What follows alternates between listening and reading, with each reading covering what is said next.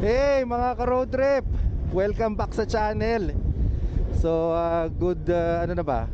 Good morning pa. It's now actually 11 a.m. Nandito ako ngayon, nakalabas tayo, no? Nandito ako ngayon sa Subic. Nagpahangin, namasyal lang.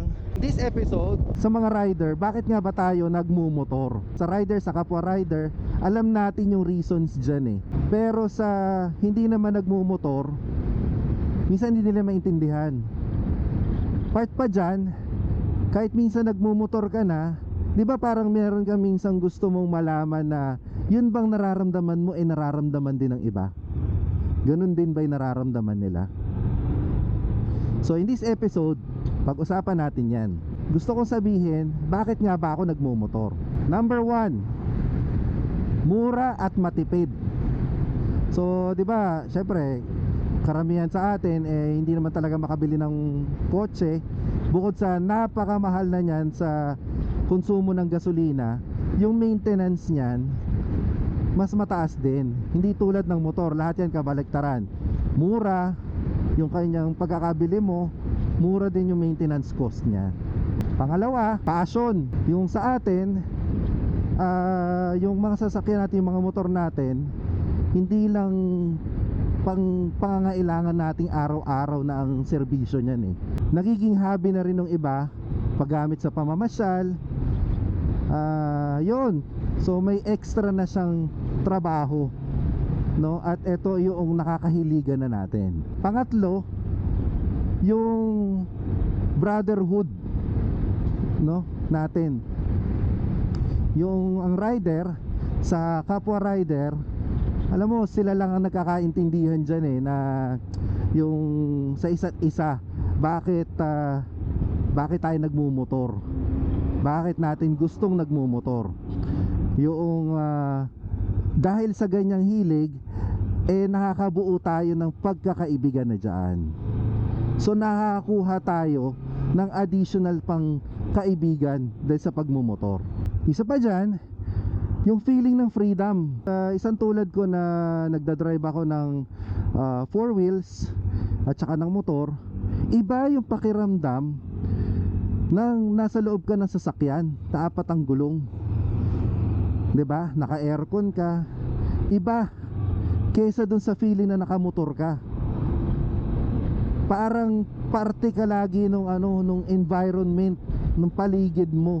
Eto, sigurado ako makaka-relate kayo lahat.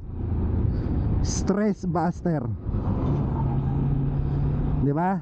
Umamin kayo. 'Di ba nakakatanggal naman talaga ng stress yung pagmumotor natin? 'Di ba lumalabas naman talaga tayo na para mawala yung stress natin sa trabaho, sa pamilya, 'di ba? Sa minsan meron kang agaw isip, hindi mo alam, gusto mo mapag-isa, eto yun, nakakatanggal to ng stress. 'Di ba pagkatapos natin sa pagmumotor, para na tayo na reset. Aminin ninyo, ganyan din nararamdaman ninyo, 'di ba? Ako rin eh. So lastly, para sa akin, na-improve niya yung mental health ko. Minsan yung magkaduktong niya yun eh, yung stress at saka yung mental health. Pag hindi mo siya na bantayan, hindi mo siya naalagaan, may impact sa'yo eh. Parang gusto mo magwala, parang alam mo yon, meron kang kung ano na naiisip mo. So part yan ng depression eh. Aminin nyo, 'di ba? Totoo yan. Nakakatanggal ng stress, nakaka-improve ng mental health. Yan ang nagagawa sa atin ng pagmumotor. Sa akin yun lang, wala na akong masyado maisip eh. Pero I'm sure marami pang iba na reason na baka hindi ko na nabanggit, no? So comment down nyo yung mga tingin nyo na reason pa bakit tayo nagmumotor.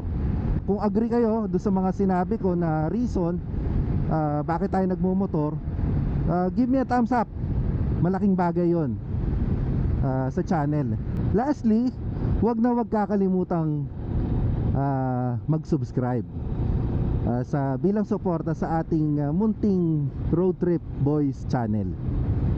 So share nyo yung video, baka meron ding matulong to sa iba, di ba? Tsaka meron ding tong kahit papaano mapasaya na ibang tao.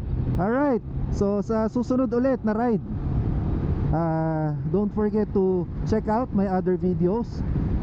Hanapan ko ng link dito, basta click nyo na lang sa paligid ko. Yeah, supportan ninyo. Maraming salamat sa support ng iniabot ninyo sa akin. Alright, see you ulit sa next ride. Bye!